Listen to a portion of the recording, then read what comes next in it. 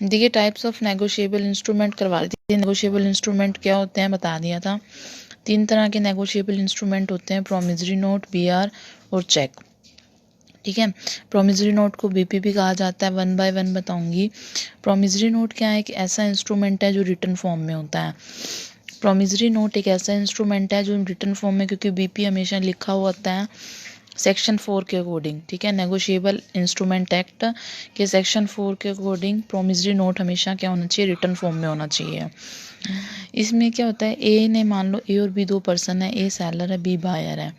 ए ने बी को कुछ गुड्स सेल किए और बी ने क्या किया, सेलर के नाम पर एक प्रोमिसरी नोट लिखा कि मैं फ्यूचर की इस डेट को आपको जो भी क्रेडिट से आपसे मैंने गुड्स परचेज किया उसको पेमेंट कर दूंगा। इसी लेटर को क्या बोला जाता है, प्रोमिसरी नोट बोला जाता है। ये साइंड होता है ड्रॉर। ड्रॉर होता है जो लिखता है ना, ड्रॉर यहाँ पे कौन है, बायर। बायर के यहाँ साइन होते हैं इसके ऊपर। सर्टेन सम होता है इसमें, sum of amount, certain sum of amount. इसमें क्या होता है, अमाउंट लिखा हुआ होता है इसके ऊपर, बीपी के ऊपर या प्रोमिसरी नोट के ऊपर, कि फ्यूचर की किस डेट को मैंने कितना पैसा सेलर को देना है। अनकंडीशनल होता है, मतलब इसमें कोई भी शर्त रहित होता है। कोई भी शर्त नहीं होती कि आप मुझे, शर्त ये है कि आप मांगोगे तभी मैं पैसे दूंगा, ऐसे नहीं।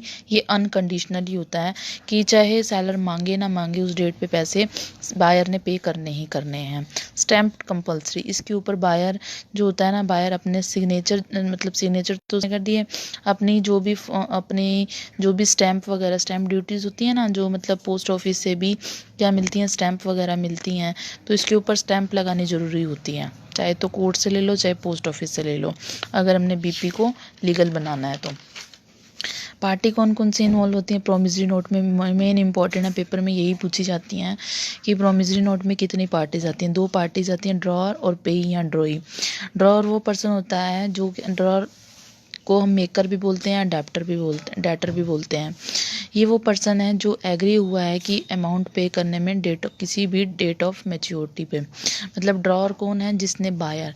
ड्रॉर को सिंपल लैंग्वेज में क्या बोलते हैं, बायर, जो प्रोमिसरी नोट लिखता है, जो एक प्रॉमिस करता है कि मैं फ्यूचर की इस डेट को, जो मैच्योरिटी डेट होगी उस पर सर्टेन सम ऑफ अमाउंट पे कर दूंगा, किसको, सेलर को। पेई और ड्रॉई, पेई और ड्रॉई का मतलब आता है, द पेई is those person who receive the amount from drawer या क्रेडिटर। मतलब अगर मान लो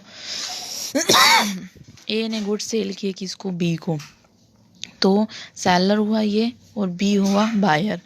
बायर ने प्रोमिसरी नोट लिखा ए के नाम, सेलर के नाम, तो पैसे रिसीव करेगा अपने बायर से, तो ए को क्या बदल कहा जाएगा, पेई या ड्रॉई। जिसके नाम पर पे बीपी लिखा जाता है उसको क्या बोला जाता है, ड्रॉई बोला जाता है।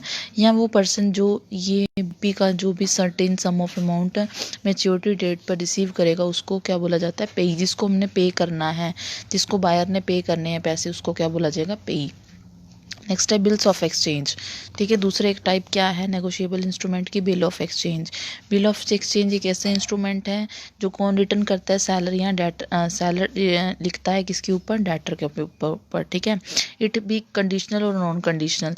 इसमें कोई शर्त हो भी सकती है और नहीं भी। शर्त यह है कि मैं लिखता हूँ आपके नाम पे, मान लो मैंने सेलर हूँ, मैंने बायर के नाम पर एक लेटर लिख दी है जो बीआर कहला रही है। ये कंडीशनल है कि मैं आपको फ्यूचर की डेट को ये लेटर लेकर आपके पास आऊँगा और तभी आपको पैसे पे करने हैं। या हो सकता है कि मैंने कहूँ मैं आऊँगा नहीं आपके पास, आपको खुद ही इसको पे करना है। तो कंडीशनल भी हो सकता है और नॉन कंडीशनल, बिना शर्त के भी हो सकता है, शर्त के साथ भी हो सकता है बीआर।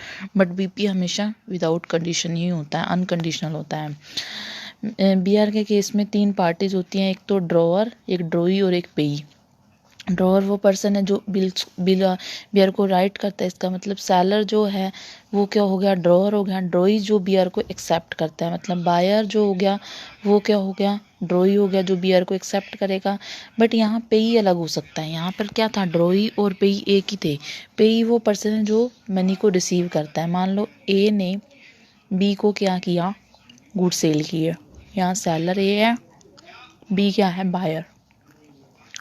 ए ने बी के नाम को भी बीआर लिखा, बी ने क्या किया, ए अब ड्रायर बन गया, ड्रॉई कौन है, जो बीआर एक्सेप्ट करेगा।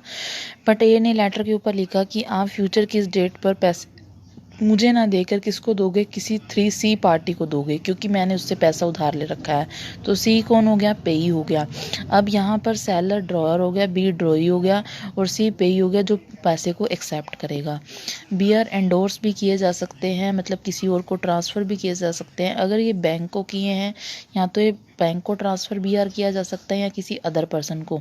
यहाँ सी क्या है, अदर पर्सन है ना, इसको ट्रांसफ़र कर दिया, मतलब फ्यूचर की डेट को जो भी पैसे रिसीव करेगा वो सी करेगा। ये बी आर जो है बैंक को भी ट्रांसफ़र किए जा सकते हैं, अदर पर्सन को भी। अगर बैंक को ट्रांसफ़र किया तो बी आर क्या हो जाए, उसको बी आर को क्या बोला जाता है, डिस्काउंट बी आर, डिस्काउंट बोला जाता है। और अगर अदर पर्सन को किया तो उसको एंडोर्समेंट बोला जाता है। इज़ दैट क्लियर यहाँ तक?